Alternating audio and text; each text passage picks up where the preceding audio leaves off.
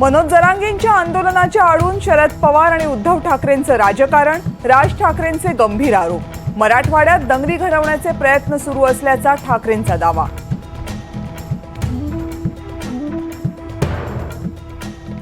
वक्फ बोर्डासंदर्भात मातोश्रीबाहेर मुस्लिम संघटनांची जोरदार घोषणाबाजी। वक्फ बोर्डासंदर्भात उद्धव ठाकरे का बोलत नाहीत, आंदोलकांचा सवाल।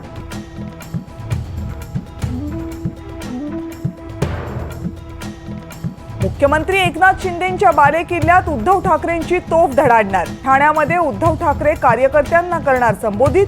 ठाकरेंच्या भाषणाकडे सगळ्यांचं लक्ष।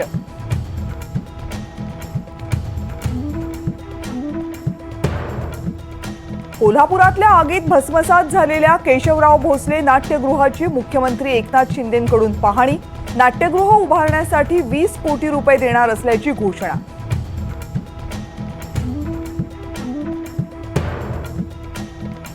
साताऱ्यातल्या सभेदरम्यान मनोज जरांगे पाटील यांना भोवळ। अचानक चक्कर आल्यानं भाषण थांबवत स्टेजवरच खाली बसले।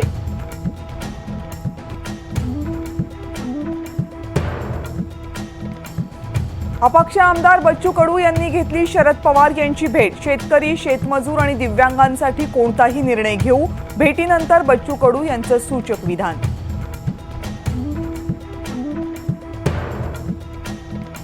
वायनाडमधल्या पूरग्रस्त भागाची पंतप्रधान नरेंद्र मोदींकडून हेलिकॉप्टरद्वारे पाहणी। भूस्खलनग्रस्त भागाचा आढावा घेत नागरिकांशी संवाद।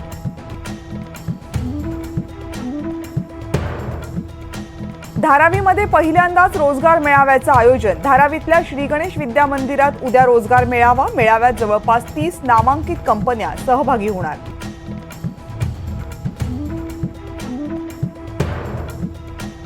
विनेश फोगाटनं केलेल्या अपिलावर आंतरराष्ट्रीय क्रीडा लवादासमोर सुनावणी पूर्ण। भारताकडून हरीश साळवेंनी मांडली बाजू। आज निकाल येण्याची शक्यता।